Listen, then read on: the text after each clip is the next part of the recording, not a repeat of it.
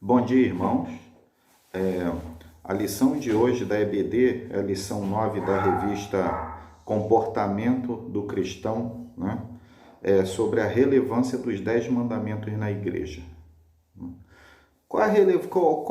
Muitas pessoas elas pensam o seguinte, que os 10 mandamentos seriam um conjunto de leis e regras, né? Em que estava restrito ao povo judeu, né, no Antigo Testamento. Só que é o seguinte, nos 10 mandamentos, ele tem toda a base na qual compõe o período da graça, que é o nosso período, que é nossos dias de hoje, né, que é o período da graça. E qual a relevância para o período da graça com relação aos 10 mandamentos? Qual a relevância dos 10 mandamentos para o período da graça ou para a igreja, né, nos dias de hoje, desde Jesus até nós, né? É que nos 10 mandamentos tem toda a relação, está todas as leis, todas as relações entre homem e Deus, homem e homem e sociedade, né? Lá está descrito no livro de Levíticos, Êxodo, Deuteronômios, vem escrito como o povo deveria adorar a Deus, como o homem tinha que se relacionar com o seu semelhante e como o homem deveria se portar perante a sociedade, né? Então começamos a ver que os 10 mandamentos foi aquilo que serviu de base para o que nós temos hoje como conceito do que é correto, do que é certo, do que é justo, do que é bom, né? Do que é mal. Nós temos na nossa mente quando nós estamos, como nós devemos nos comportar perante a sociedade como cristãos, né? Quantos de nós, estando no mundo, nós não, vendo um cristão cometendo um erro, nós não chegamos para eles e para essa pessoa que é cristã, chegávamos, né? E falávamos para ele, você é cristão e pecou desse jeito? Como é que pode? Você não pode pecar, você não pode cometer esse erro, você é cristão. Bom, esse tipo de conceito nós temos desde quando estamos no mundo. Desde quando estivemos no mundo, nós tínhamos a ideia do que era certo, do que era errado, de como nós deveríamos nos comportar, o que nós deveríamos fazer, se é certo, se é errado, como deveríamos pensar. Quando nós pensamos de forma torta, nós sabemos muito bem, mesmo estando no mundo, que nós estamos pensando de forma torta, né? A diferença é que você não tem o conhecimento de Deus para te libertar da prática errada, né? E não estamos com vontade de largar, estamos muito presos ao pecado, né? O pecado é aquilo que nos aprisiona, né? E no Antigo Testamento é bastante rico, né? Acerca de como o judeu ele deveria se comportar. Lá no livro de Êxodo, que tem o Decálogo, né? Os 10 mandamentos, Deus ensina ao povo de Israel, através de Moisés, como que ele era o único digno de adoração e mais nenhum outro Deus, né? E logo em seguida, ele fala para eles, né? Como ele deveria adorar, né? Adorar o Senhor. Deus, ele não, lá no Antigo Testamento, no livro de Êxodo, ele não chegou ao povo e falou, eu quero que vocês façam, né? Ele foi uma aliança, né? Ele chegou, se tão somente vocês me obedecerem, né? E viverem de acordo com os meus preceitos, você será o seu povo, você será o meu povo e eu serei o teu Deus. E farei de ti uma nação que abençoará todas as nações. O plano original de Deus era transformar Israel nação de sacerdotes, que através deles, todas as nações do mundo pudessem se achegar a Deus. Esse era o plano original, mas que o povo judeu, né, com o tempo se tornou muito nacionalista, achavam-se mais do que os outros povos por ter o Deus verdadeiro, e aí foi o motivo do tropeço. Esses foram alguns dos motivos dos tropeços do povo de Israel mais para frente, né?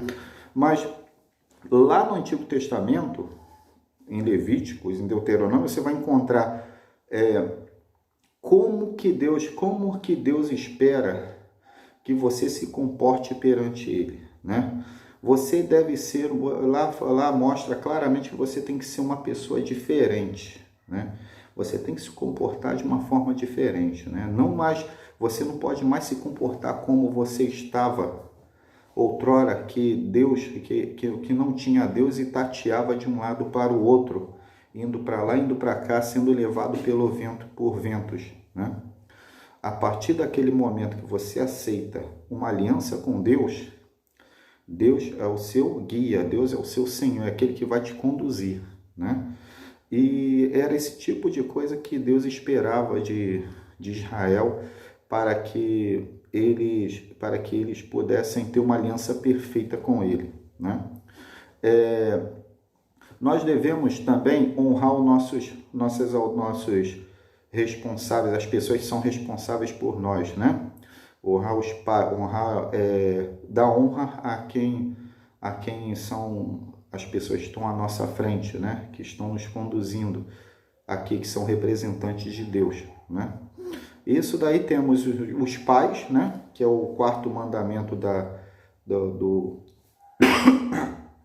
lei de Deus, né? Que é o primeiro mandamento seguido de uma bênção, né? O respeito às pessoas que são de Deus, que estão te conduzindo, como os pastores, os líderes, né? Os líderes da igreja. E também você vai encontrar lá a relação de justiça, né? O povo de Deus ele tem que ser extremamente justo. Ele não pode ser uma pessoa em que faz as coisas de forma relaxada, né? Recebendo alguma coisa em troca para poder decidir. Ele tem que ser justo no seu julgar. Ele não pode prestar um mau testemunho, tá? Prestar um mau testemunho contra alguém, não pode denegrir o nome de uma pessoa sem ter provas, assim como no Antigo Testamento, né? Porque é injúria, né? Seria injúria e difamação. Quando tomar as decisões, tem que ser as decisões mais justas possíveis, mais corretas possíveis, né? Porque não está só a sua imagem como cristão, mas está de Cristo também, que é o teu Salvador, é o Salvador da sua vida, né? Que está sendo denegrida também. E temos também... deixa eu voltar aqui. Devemos ser santos assim como Deus é santo, né? Como está no Antigo Testamento. Então, por aí você vai. A vida humana, ela é sagrada, né? Nós não podemos defender o homicídio, né? Como o mundo faz aí fora, né? Se vive cometendo erro, matar. Não, nós temos que ser preservadores da vida. Nós não devemos ser violentos, não devemos ter tendência e nem o desejo de ser violento, né? Ou homicida, né? A preservação da família é sagrada, né? Nós devemos defender a todo custo a preservação da família na forma original como Deus estipulou, né? Não como o homem fantasia através dos seus desejos carnais, né? Nós devemos preservar a vida tradicional, tá? A forma de família tradicional, que é aquela composta por homem, mulher, esposa e filhos, né? Que é a forma original que Deus, né, estipulou para nós de conceito de família, né? O respeito à propriedade alheia, né? O respeito à propriedade alheia, que também está no Antigo Testamento, em Efésios 6:5, em Êxodo 20, versículo 15, né? Até mesmo o fato de nós não pagarmos justamente uma pessoa que presta um serviço para nós, ela atenta contra a integridade daquela pessoa. Aquela pessoa, ela depende daquele dinheiro, depende daquele pagamento, né? E o povo de Israel, Deus deu essa lei para eles, para que eles respeitassem todos aqueles que trabalhassem para ele, para respeitassem dignamente, né? Se vai trabalhar, paga aquilo que é o certo, que é o justo, né? Por quê? Porque aquela pessoa, ela necessita daquele pagamento, necessita daquele dinheiro, né? Ou a propriedade privada, você vai na casa, o judeu e vai na casa de uma outra pessoa, ele é profundamente respeitoso, ele chega lá, ele tira as alparcas como sinal de respeito, deixa do lado de fora, entra descalço, porque considerando que todo judeu ele é considerado um povo, o povo de Deus, né? Parte do povo de Deus. Então, a casa também do judeu era uma coisa também considerada santa por Deus. Então, você chegava lá, tinha que respeitar, né? Tirar as alparcas, deixar do lado de fora, entrar descalço, em profundo respeito, né? A casa daquela pessoa que você está indo visitar, né? A pessoa chega, a pessoa que é o anfitrião daquela casa chega, abraça, dá o ósculo, né? Que é o ósculo, que é o beijo no rosto, né? De saudação, lava os pés, tem toda aquela coisa, né? De respeito, né? E Deus também falava para eles que eles tinham que respeitar o lugar que eles fossem, a pessoa que eles fossem visitar nos seus lugares, né? O controle dos desejos, né? Não cobiçarás, e a manifestação plena de caráter ético do decálogo. A cobiça é o ponto de partida de muitos pecados contra Deus e contra os homens, né? Nós devemos ter o autodomínio, né? O controle, né? Que é um dos frutos do Espírito, o nosso autocontrole, né? E então, os irmãos podem ver, né? Que o Antigo Testamento ele tem muito acerca de como devemos viver como cristãos, né? E o Novo Testamento, no período da graça, Jesus veio para completar, né? Não veio para revogar, mas pelo contrário, para cumpri-la, de acordo com os propósitos eternos de Deus, em Mateus 5, 21 a 30, né? O Novo Testamento, ele veio como cumprimento do Antigo Testamento, não uma revogação. Digamos assim que o Antigo Testamento é assim, Deus escolheu um povo para si, né? Povo escolhido de Deus, né? E ensinou a eles como eles deveriam adorar verdadeiramente, que eles deveriam deixar os outros deuses, somente adorar o Deus verdadeiro, né? Deu para eles o costume de como eles deveriam viver em sociedade, como eles deveriam viver sua relação entre eles, né? Homem e homem, né? Como eles deveriam adorar verdadeiramente a Deus. O irmão sabia que existe a forma errada de adorar a Deus? Pois é, Deus ele ensinou a forma certa a forma certa que devemos adorar Ele, mas existe também a forma errada. Quando o irmão vai para a igreja para poder adorar a Deus, né? Você tem que aquele dia que é dedicado a Deus, né? O dia de descanso, o dia de repouso, ele deve ser exclusivamente separado para Deus. Aquele dia é feito para Deus.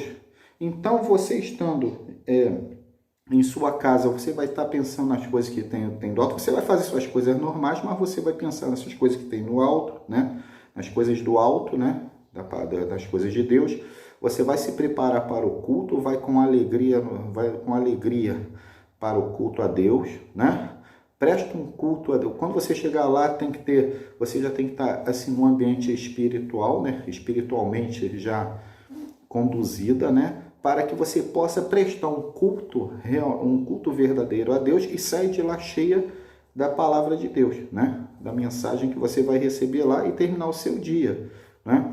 Claro que no Novo Testamento isso amplia, né?